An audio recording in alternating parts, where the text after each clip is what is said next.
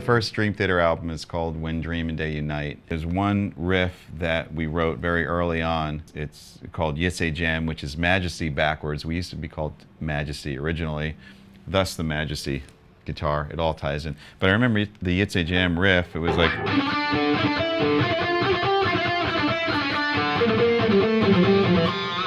And the funny thing, that's like a John Mayung riff. And the way that we would write is we'd tie things together, and then the next guy would have a riff, and it would kind of turn into a song. So I remember adding in and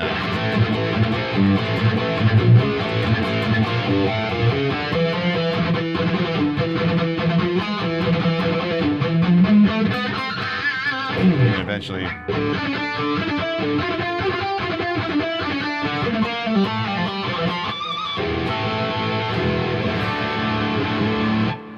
So is there a quintessential John Petrucci riff? Well, we have a lot of albums and I wrote a lot of riffs, but there's one that kind of stylistically sums up how I like to riff on the guitar. It's kind of a combination of the influence of Metallica and the sort of chunky chugging down on the low E and playing some harmony with two-note chords. So in Pull Me Under, there's a good example of that, right?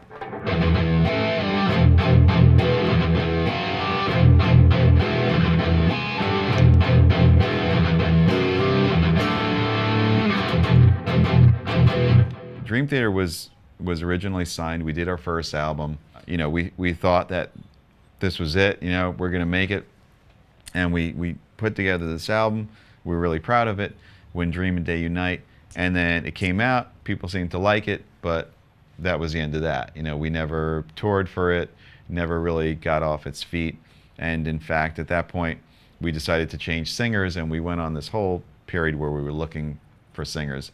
Eventually, we found James Labrie, who's been our singer ever since, and during that time we were writing Images and Words.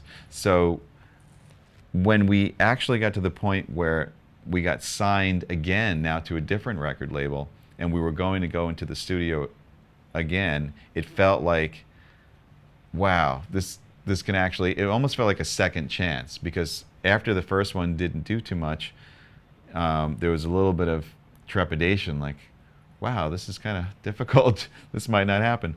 Then we got signed, and I remember the real sort of pinnacle of that feeling like that this is going to be what I'm going to be doing for the rest of my life is when I started to hear the song Pull Me Under on the radio. I never would have imagined that in a million years. You know, we were playing progressive metal music. Most of our songs are 8 minutes plus. That song is like 8 minutes and something. We didn't write it to be any kind of hit. We had no idea. And all of a sudden people were requesting it. And every time I turned on the radio, it was on. It was an amazing feeling, especially in the climate of music at that time in the early 90s. You know, when Nirvana and Pearl Jam and all that stuff was real big. Ours kind of stuck out like something very different. And yeah, that was a pretty amazing feeling.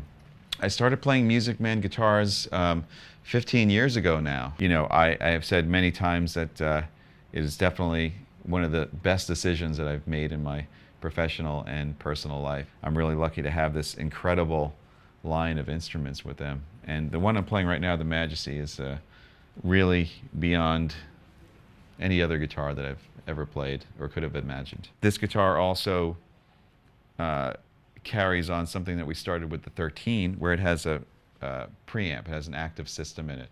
So that allows me to have this buffered out, so you don't have to worry about cable length or anything like that, or loss of signal.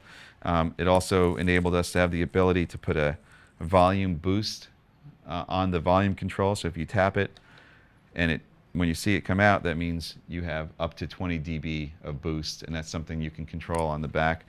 If you're on a clean sound, you're playing, right? And you engage the boost, you can hear the volume increase. Like,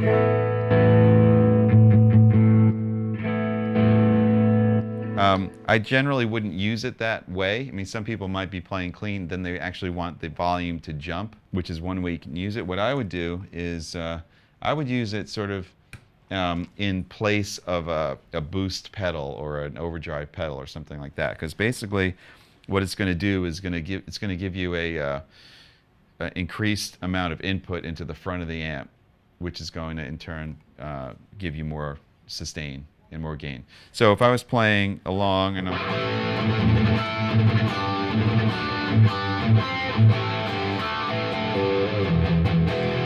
I wanted to go into some kind of lead section or have a little bit more growl come out of the guitar, I'll engage that.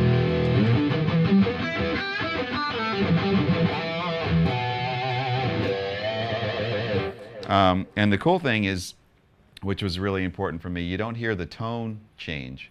So sometimes when you have a pedal that you're engaging for a lead or something like that, you hear a tonal change. This just gives you clean boosts of more volume into the front of the amp. And it's amazing. I mean, it's amazing for, the guitar already has an incredible amount of sustain.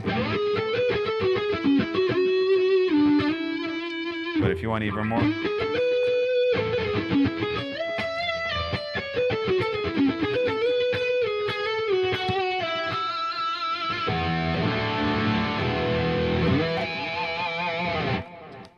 it's great for that. And you don't hear, again, you don't hear the tone change. You just have this sort of feeling of more sustain and more gain. It's the first one of my models to have the Game Changer technology in it. So basically with the Game Changer, there's an infinite amount of pickup combinations that could be created. The guitar comes pre-programmed with what I would normally use, which is when you're in the down position here on the toggle, you have the bridge pickup on.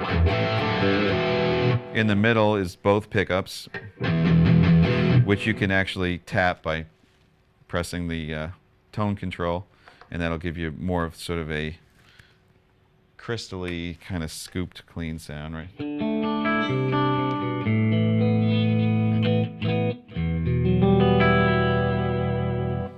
And then in the up position is just the neck pickup. All right. So I use that primarily for doing sort of melodic lead playing.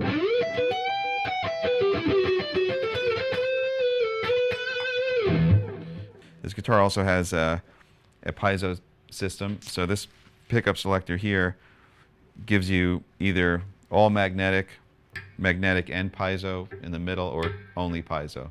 And that volume is controlled here. So the difference between magnetic and piezo is the magnetic sound is coming from the pickups, and that's the more traditional sound of the guitar through an amp. So you can use it for clean, you can use it for dirty sounds, and it kind of does a lot of different things depending on what pickup you're on. However, the piezo comes from the saddles, and what it's going to do is sort of pick up just the acoustic sound of the guitar. So in other words, if let's say the volume was off and you're just sort of strumming along, that sound vibrating in the saddles there is what the piezo brings out. So what I use it for is to emulate an acoustic sound. In fact, I use it in place of an acoustic live, because all I have to do is just switch this control up, and then all of a sudden, well, I have distortion, so let's shut that off. All of a sudden, you have an acoustic sound. Let's see.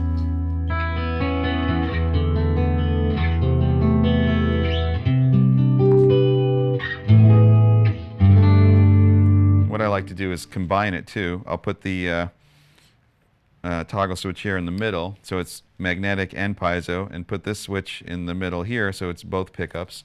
Maybe do the tap, so you get the kind of split sound, and then you have this beautiful.